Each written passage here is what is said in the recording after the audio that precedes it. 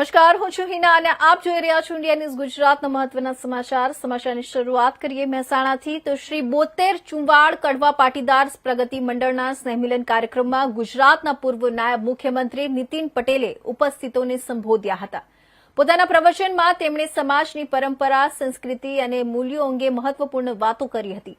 નીતિન પટેલે જણાવ્યું હતું કે દીકરી જન્મે લક્ષ્મી અવતરણ ભેટ આપવાની પરંપરા 72 સમાજની આગવી અને ગૌરવભરી ઓળખ છે। જીવનમાં બાળપણથી યુવાની અને યુવાનીથી ઘડપણ સુધીનો એક સ્વાભાવિક ક્રમ હોય છે અને દરેક અવસ્થાનું કર્તવ્ય સમયસર નિભાવવું જરૂરી છે। તેમણે જણાવ્યું કે જો સમય સાથે નહીં ચાલીએ તો સમય આપણને પાછળ રાખી દેશે। પૂર્વ નાયબ મુખ્યમંત્રીએ વધુમાં કહ્યું કે માત્ર પૈસા હોવા મહત્વના નથી, પરંતુ જે પૈસા દેશ, સમાજ અને ધર્મ માટે ખર્ચાતા નથી તેનું કોઈ મૂલ્ય નથી। સોમનાથ મહાદેવના પાવન દિવસે યોજાયેલી આ ઉજવણીને તેમણે ઐતિહાસિક ગણાવી હતી। તેમણે જણાવ્યું કે મોહમ્મદ ગજની સહિતના અનેક આક્રમણકારોએ મંદિરો લૂંટ્યા અને તોડી પાડ્યા, છતાં હિન્દુ સમાજે પોતાની શક્તિ અનુસાર મંદિરોનું પુનઃનિર્માણ કર્યું છે। વર્ષ 1947 બાદ સરદાર વલ્લભભાઈ પટેલે સોમનાથ મંદિરના પુનઃનિર્માણનો સંકલ્પ લીધો હતો અને લોકોના દાન તથા સરદાર સાહેબની દ્રઢ ભાવનાથી આજે સોમનાથ 12 જ્યોતિર્લિંગોમાં સ્થાન ધરાવે છે।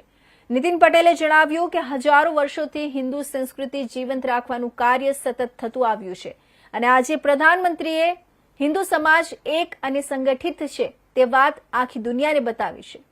અંતમાં તેમણે સોમનાથ મહાદેવ, ઉમિયા માતા, અંબાજી અને ભવ્ય રામ મંદિરના આશીર્વાદથી સનાતન સંસ્કૃતિ વધુ મજબૂત બને તેવી પ્રાર્થના વ્યક્ત કરી હતી। અને એ પછી અત્યારના આપણા વડાપ્રધાન શ્રી નરેન્દ્રભાઈ મોદી અને અત્યારના આપણા ગૃહમંત્રી શ્રી અમિતભાઈ શાહ અત્યારે સોમનાથ મહાદેવના ટ્રસ્ટી છે। શ્રી પીકે લહેરી ભૂતપૂર્વ મુખ્ય સચિવ ગુજરાત સરકાર એ ટ્રસ્ટી છે।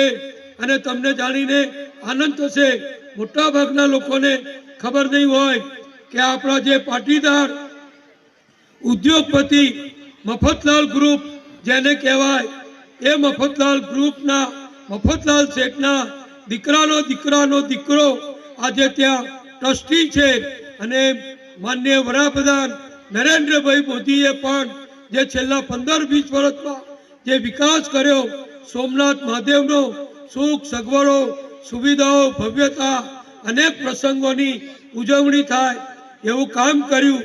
એને આજે જ્યારે ઉજવણી સ્વરૂપે 1000 વર્ષ પહેલા મોહમ્મદ ગજનીએ જે તોડ્યું હતું એ જ ભવ્ય સોમનાથ મંદિર વિશ્વની સમક્ષ માનનીય વડાપ્રધાન નરેન્દ્રભાઈએ આજે મૂક્યું છે। અને આજે જ ત્યાં ભવ્ય કાર્યક્રમો થયા, ઓમકાર થયા, મોટી મહાઆરતી થઈ અને અનેક પ્રકારના ધાર્મિક આયોજનો થયા। એમાં વડાપ્રધાન નરેન્દ્રભાઈ, અનેક પૂજ્ય સાધુ સંતો ત્યાં ઉપસ્થિત રહ્યા।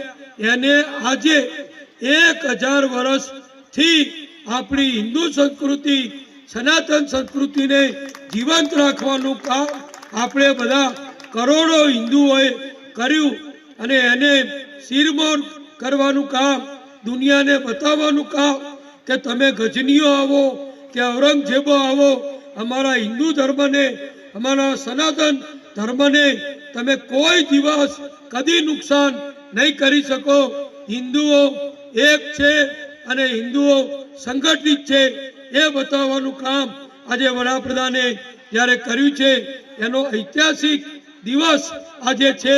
એટલે તમને હવે ભવિષ્યમાં જ્યારે આપણો 72 સમાજ કોઈ સ્નેહ મિલન કરશે તો યાદ આવશે કે આપણે કડીમાં આ રિસોર્ટમાં અનેક સમાજોના કાર્યક્રમમાં ગયો છું। અનેક સમાજોના કાર્યક્રમની અંદર જઈને ત્યાંની સ્થિતિઓ મેં સમજી છે, પણ મને સૌથી સારો, સૌમ્ય અને એકદમ વિવાદમાં આવ્યા વગર પારિવારિક અને સમાજના વિકાસની ચિંતા કરતો હોય તો ચુવાડ 72 સમાજ છે। ને આજે એટલા માટે જ ચુવાડ 72 સમાજ તમામ ક્ષેત્રે પ્રગતિ કરી રહ્યો છે। આપણે આવનારા દિવસમાં સમાજ ઉપર ખૂબ ચિંતન થાય। અમે તો હજુ નાની ઉંમરના છીએ, અમે બધે ફરીએ છીએ એટલે માત્ર અમે સૂચન કરી શકીએ। મંચ ઉપર બેસનારા અનેક એવા લોકો છે જેને પોતાની જિંદગીના અનેક વર્ષ સમાજની સેવા પાછળ, સમાજના કામોમાં, સમાજ પાછળ દોડીને પોતાના જીવન ખર્ચ્યું છે.